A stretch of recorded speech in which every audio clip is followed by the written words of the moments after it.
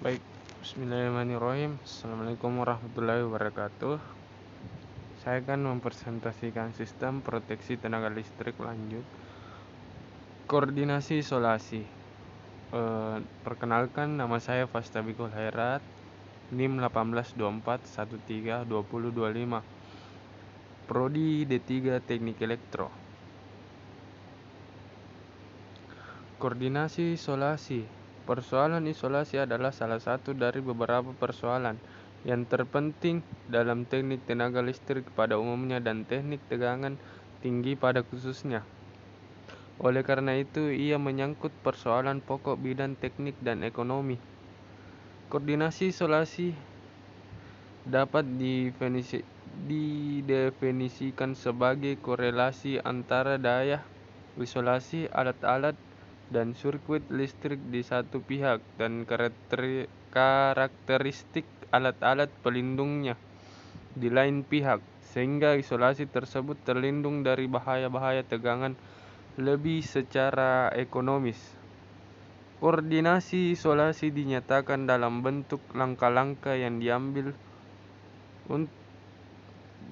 untuk menghindari kerusakan terhadap alat-alat listrik karena tegangan lebih dan membatasi lompatan sehingga tak dapat menimbulkan kerusakan terhadap alat-alat listrik, dan karakteristik alat-alat pelindung terhadap tegangan lebih yang masing-masing ditentukan oleh tingkat ketahanan impuls dan tingkat perlindungan impulsnya. Penentuan isolasi hantaran.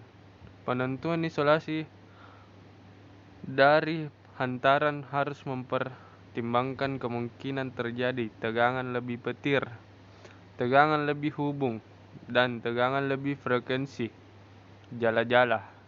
Dengan bertambahnya pengetahuan akan fenomena petir, maka dimungkinkan untuk menentukan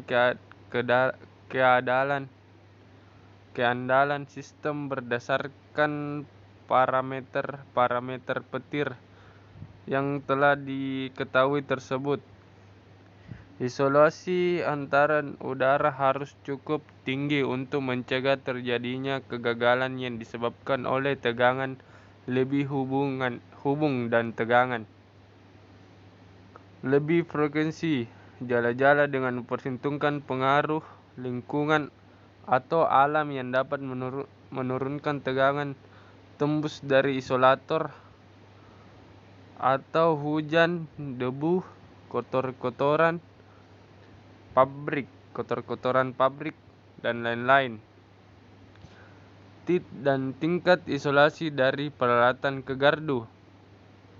Sebagian besar peralatan gardu untuk induk seperti trafo, pemutus daya, saklar pemisah, trafo arus, trafo tegangan dibuat tingkat isolasi yang sama kecuali trafo yang kadang-kadang diproduksi dengan tingkat isolasi yang lebih rendah dengan alasan ekonomis, dan trafo umumnya dilindungi langsung oleh penangkap petir karena letaknya yang dengan trafo.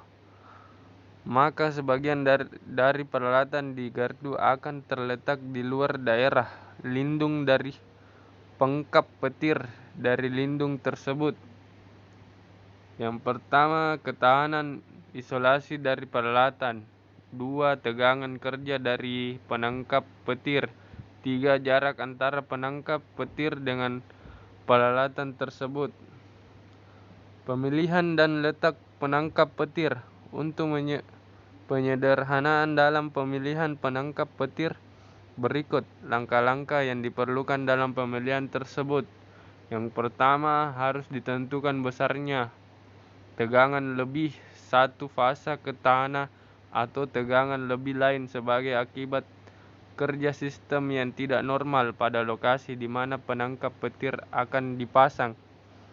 Yang kedua, membuat suatu perkiraan besarnya tegangan mengenal penangkap petir pada frekuensi jala-jala, atau perkiraan ini akan ditinjau kembali setelah langkah 6.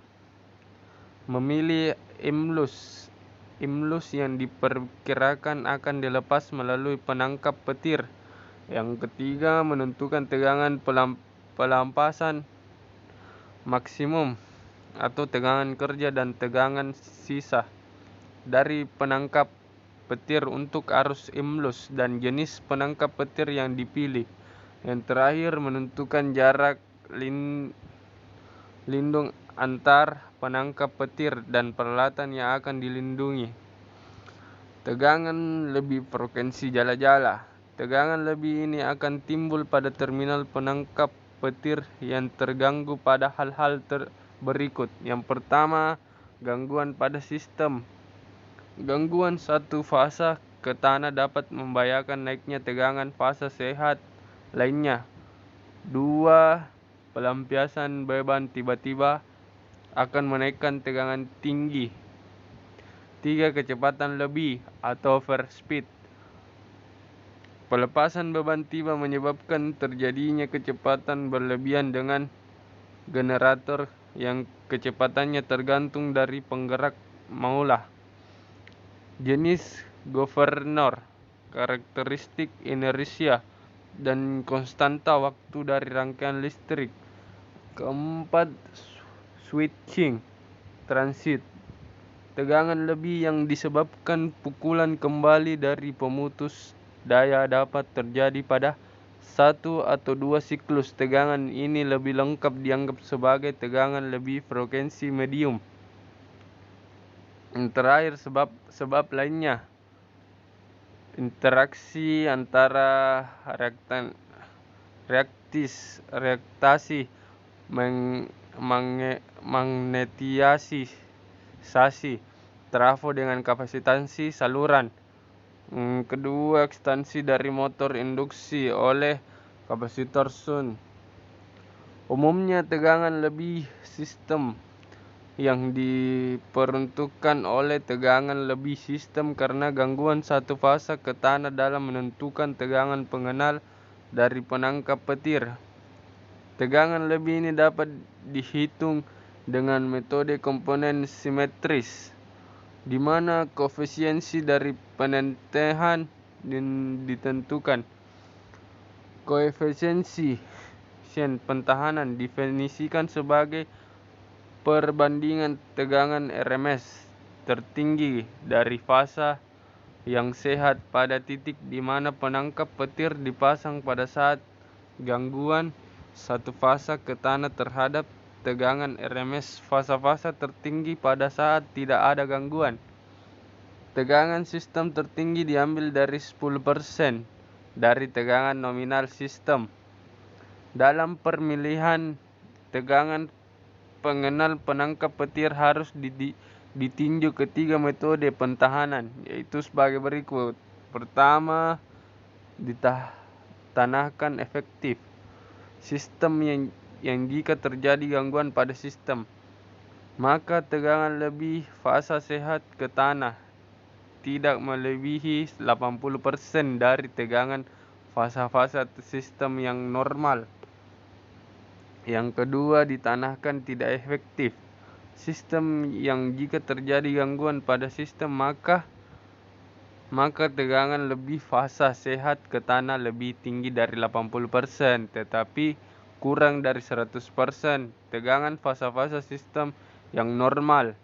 Sistem yang ditanahkan dingin